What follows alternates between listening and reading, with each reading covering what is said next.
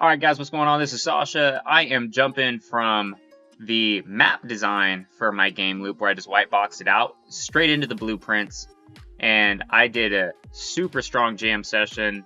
This is about 11 hours time lapsed down into 4 minutes.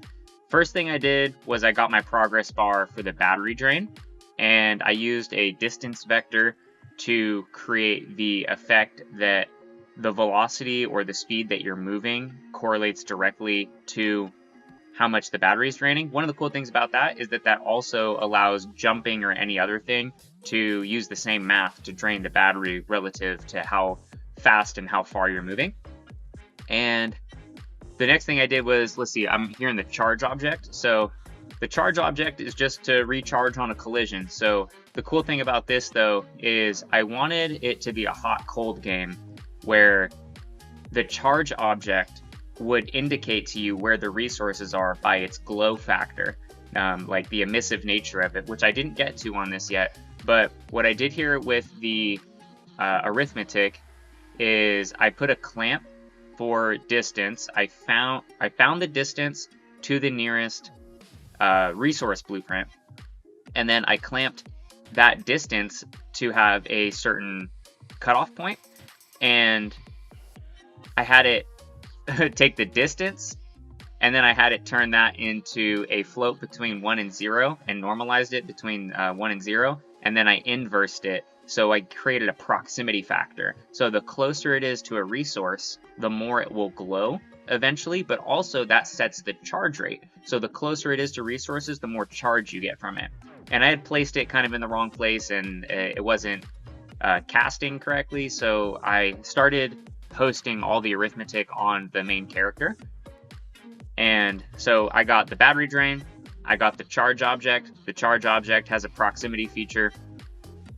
Then I went and I created a little bit of UI. I created a counter on the widget, and I added a little bit just of a visual for the battery because I was just driving me crazy having that blank progress bar.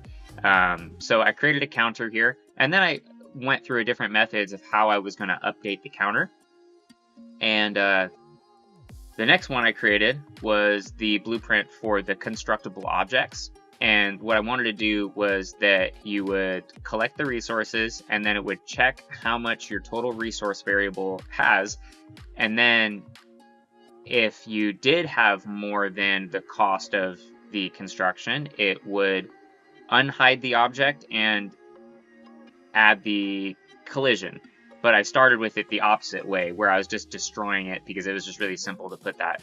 But so you check the resource, then it creates the object, and then you can use it.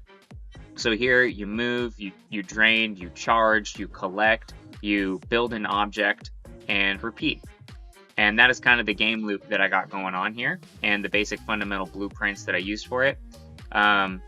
Let's see, what else did I have going on here? So I was really struggling with the collisions, and then I realized I was trying to cast the collision modifier, and then I realized I should just put the collision modifier on the object that I'm trying to change the collision on, and that solved it. I'm sure there's another way to do that, or a more simple way to do that, but that's what I ended up doing.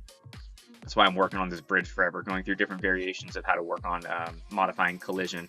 But then I got a full game loop, and I got a little snapshot here at the end of kind of what that little corner spot. Yeah, we got a charge object, we got resources, a bridge, and another charge object. So that's the game loop right there, fired up.